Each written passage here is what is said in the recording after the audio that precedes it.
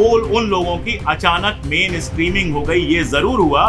मुझे एक वजह समझ में नहीं आती है कि हिंदुस्तान का मीडिया इजराइल के गाने गाने लगे। मुझे ट्रम्प साहब कहते हैं कि एंटी सेमाइट अगर आपकी सोशल मीडिया पोस्ट होंगी तो आपको अमेरिका में नहीं आने दिया जाएगा। हमें नहीं आना है अमेरिका में, हम अपने मुल्क में बहुत खुश हैं। जिक्र करना होता है जब सबसे तेज खबर चाहिए होती है तो हमारे हाथ में भी जो रिमोट होता है कई बार भाग के उनके पास ही जाता है कि सत्ता बदलने के बाद हेट की मेन स्ट्रीमिंग हो गई कि आखिर इजराइल का गाना गाने में हिंदुस्तान की मीडिया को क्या मिल जाता है, क्या रिश्ता है हिंदुस्तान की मीडिया और इजराइल का। जितने लोग बैठे हुए हैं सभी स्थापित पत्रकार लोग हैं जिन्होंने अपना जीवन पत्रकारिता को दिया है। मैं तो इतना पत्रकार भी नहीं हूं कि प्रेस क्लब का मेंबर हो सकूं, मैं एकदम भी पत्रकार नहीं हूं, लेकिन हाँ कुछ चीज़ें हैं जो मैं ज़रूर शेयर करना चाहूँगा। इस्लामोफोबिया पे बात हो रही थी। पहली बात तो ये कि इस्लामोफोबिया 2014 के बाद शुरू हुई, ये गलत समझ है। मैं इसको कम से कम नहीं मानता हूँ। 1990s में मैं स्कूल में पढ़ रहा था।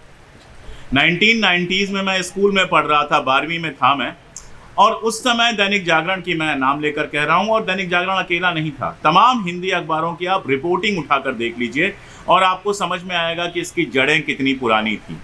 हमारे साथ बहुत सीनियर लोग बैठे हैं, वो शायद बताएंगे कि इसके पहले भी ये सारी चीज़ें थीं। संयोग कुछ ऐसा होता है कि जब गुजरात का सारा कांड होता है तो उस समय मैं गुजरात में होता हूँ, गुजरात में नौकरी कर रहा होता हूँ, और वहाँ पर गुजराती मैंने सीख ली थी। और गुजरात दंगों के दौरान आप गुजराती अखबारों की रिपोर्टिंग पढ़ लीजिए और फिर उसके बाद मुझसे कहिए कि नहीं साहब 2014 के बाद इस्लामोफोबिया हुआ था, आप नहीं कह पाएंगे।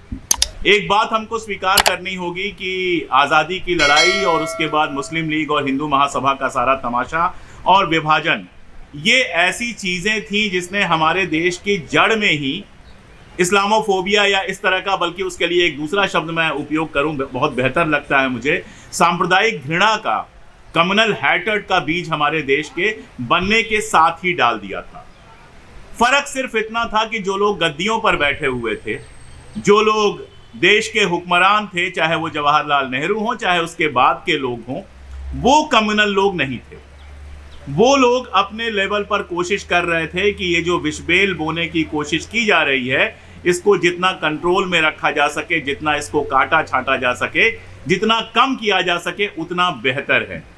इसीलिए हम देखते हैं कि उस जमाने में जो मीडिया का मेन स्ट्रीम था, उस जमाने में दूरदर्शन जो हमको गाने सुनाया करता था, मिले सुर मेरा तुम्हारा, या फिर और भी इस तरह की जो चीज़ें आती थीं, जिस तरह के सीरियल्स आते थे, वो मिल के चलना सिखाते थे और हमारे स्कूलों में विविधता में एकता, यूनिटी इन डाइवर्सिटी के नारे लगते थे। बस हुक्मरान बदले, कैसे बदले वो बताऊंगा तो आप लोग जानते ही हैं, सारे पढ़े लिखे लोग हैं, 10 मिनट में उस पर क्या बात किया जाए।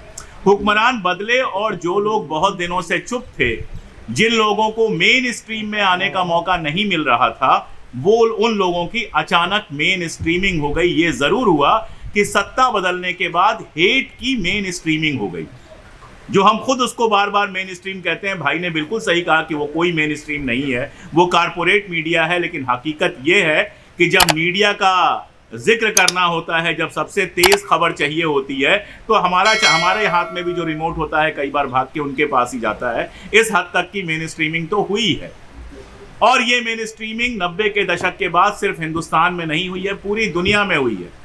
मुझे एक वजह समझ में नहीं आती है कि हिंदुस्तान का मीडिया इजराइल के गाने गाने लगे। मुझे कोई एक बात समझ में नहीं आती है कि आखिर इजराइल का गाना गाने में हिंदुस्तान की मीडिया को क्या मिल जाता है, क्या रिश्ता है हिंदुस्तान की मीडिया और इजराइल का। लेकिन ये इस्लामोफोबिया वहां तक पहुंचता है। ट्रम्प साहब कहते हैं कि एंटी सेमाइट अगर आपकी सोशल मीडिया पोस्ट होंगी तो आपको अमेरिका में नहीं आने दिया जाएगा। हमें नहीं आना है अमेरिका में, हम अपने मुल्क में बहुत खुश हैं। लेकिन कभी आपने सुना कि उन्होंने कहा हो कि अगर एंटी इस्लामिक पोस्ट होगी, अगर एंटी हिंदुइज्म पोस्ट होगी, यहां तक कि एंटी क्रिश्चियन पोस्ट होगी, तो हम ऐसा कुछ करेंगे? नहीं। क्यों? क्योंकि एक लड़ाई चल रही है, जिस लड़ाई में वो एक ऐसी ताकत के साथ हैं जो सबसे बड़ा इस्लामोफोबिक हमारे वक्त का हो सकता है।